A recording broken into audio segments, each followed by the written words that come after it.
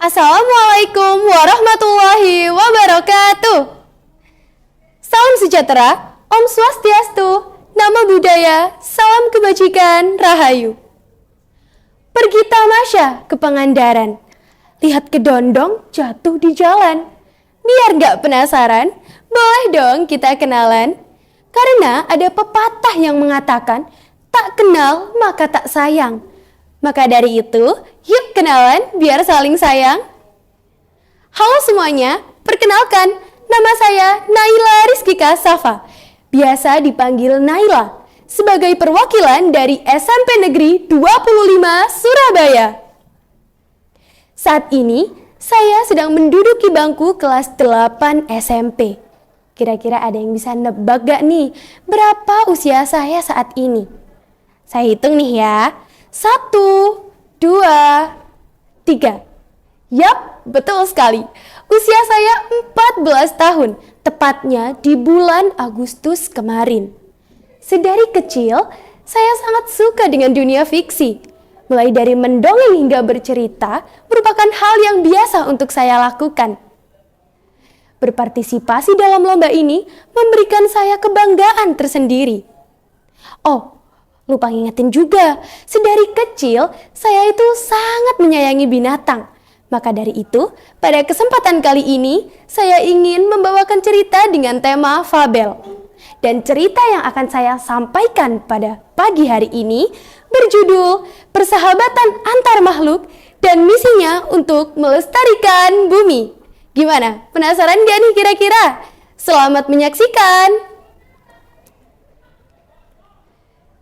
Di sebuah hutan yang hijau dan lebat, hiduplah sekelompok hewan yang terdiri atas gajah, rusa, kelinci, burung cendrawasih, hingga harimau. Mereka hidup saling berdampingan satu sama lain. Mereka hidup di hutan yang dijuluki dengan hutan bumi lestari. Karena mereka memiliki satu misi, yakni menjaga kelestarian alam. Suatu hari, saat rusa sedang bermain-main di tepi hutan, ia mendengar suara-suara aneh. Ia menduga bahwa suara tersebut berasal dari mesin-mesin kendaraan modern milik manusia. Tetapi, apakah benar suara tersebut bersumber dari manusia? Maka dari itu, rusa berusaha memastikan dengan mengintip dari celah-celah dedaunan. Ia berusaha melihat dari manakah suara tersebut berasal. Ternyata, kabar buruk, sekelompok manusia telah datang dengan berbagai alat modernnya. Ada yang membawa gergaji mesin, alat potong kayu, dan ada pula yang mengendarai truk pengangkut kayu. Mereka mulai membangun tenda-tenda kecil dan menebang pohon-pohon terdekat. Dengan tubuh gemetar dan ketakutan, rusa mengintip dengan hati-hati lalu berkata, "Oh tidak, sekelompok manusia telah datang ke rumah kami. Kami harus segera mengusirnya dari sini. Jika tidak, rumah kami pasti akan ia hancurkan," ucap rusa dengan penuh penekanan. Maka dari itu, dengan sekuat tenaga dan sekencang-kencangnya rusa berlari ke tengah hutan, berusaha menyampaikan informasi tersebut kepada teman-temannya. "Teman-teman, dengarkan aku. Sekelompok manusia telah datang ke hutan ini. Mereka mulai menebang pohon-pohon yang ada. Kita harus segera mengusir mereka dari sini," ucap rusa kepada teman-temannya.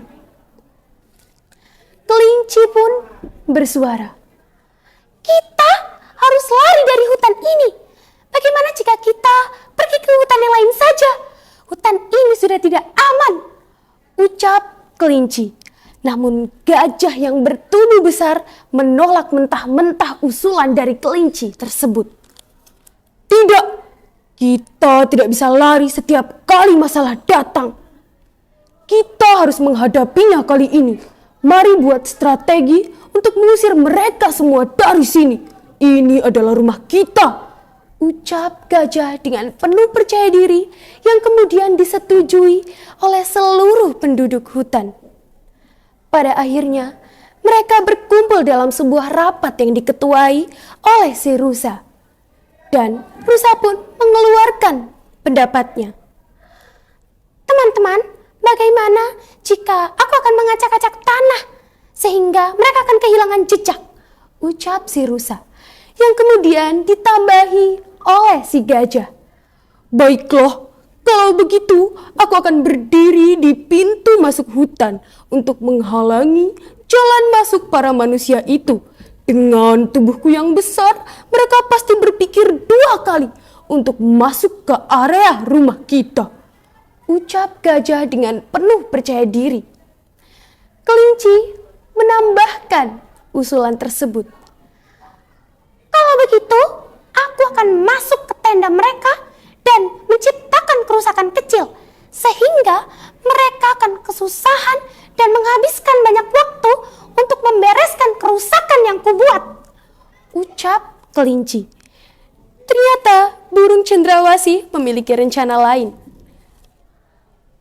Aku dan teman-teman burungku akan mencuri barang-barang milik manusia sehingga mereka pasti akan kebingungan untuk mencari barangnya, ucap burung cendrawasih. Kemudian mereka pun menjalankan strategi tersebut.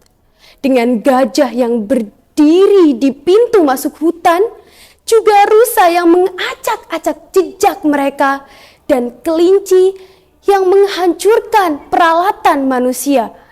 Semua strategi telah dijalankan, dan ternyata harimau yang selama ini diam menyimpan misi rahasia. Ia mengaum dari ujung hutan, sehingga membuat manusia-manusia tersebut ketakutan dan berpikir 2 kali untuk menebang pohon-pohon yang ada. Namun, di tengah berjalannya misi mereka, ada seorang anak kecil yang berlari mendekat ke tebing hutan. Mungkin anak kecil tersebut tersesat. Begitu pikir gajah yang kebetulan sedang berada di dekat si kecil. Dengan sigap, si gajah menampung anak tersebut dengan belalainya. Hati-hatilah nak, ucap gajah. Namun naas beribu naas, para manusia mulai datang dan berpikir bahwa gajah telah menyandra anak mereka. Mereka pun mulai menodongkan senjata-senjata mereka ke arah gajah. Anak kecil tersebut pun mulai menangis. Tidak, jangan lukai gajah. Bukan dia yang menyakitiku, ayah. Justru dialah yang menyelamatkanku dari kematian, ucap si kecil. Gajah pun mengeluarkan suaranya yang menggelegar, berusaha membantah bahwa bukan ialah yang telah menyakiti anak kecil tersebut. Kemudian dengan hati-hati si gajah memberikan si kecil kepada sekelompok manusia tersebut. Para manusia mulai menurunkan senjata mereka dan mendekat ke arah gajah. Berusaha untuk berdamai, mungkin begitu maksudnya. Sekelompok hewan lain pun mulai mendekat dan setuju akan maksud dari manusia untuk berdamai. Kini hewan dan manusia telah berdamai dan hidup berdampingan. Sesekali manusia akan datang untuk mengambil tanaman yang ada, namun tak lupa untuk menanamnya kembali. Dan kini mereka hidup damai. Pesan moral yang dapat kita ambil dari cerita ini adalah bahkan hewan sekecil semut pun memiliki hak untuk hidup. Kita manusia yang memiliki akal seharusnya bisa untuk berpikir lebih baik dan menjaga alam yang telah dikaruniai Tuhan kepada kita. Semoga dari cerita ini dapat menghibur para pemirsa. Terima kasih dan sampai jumpa. Wassalamualaikum warahmatullahi wabarakatuh. Dadah!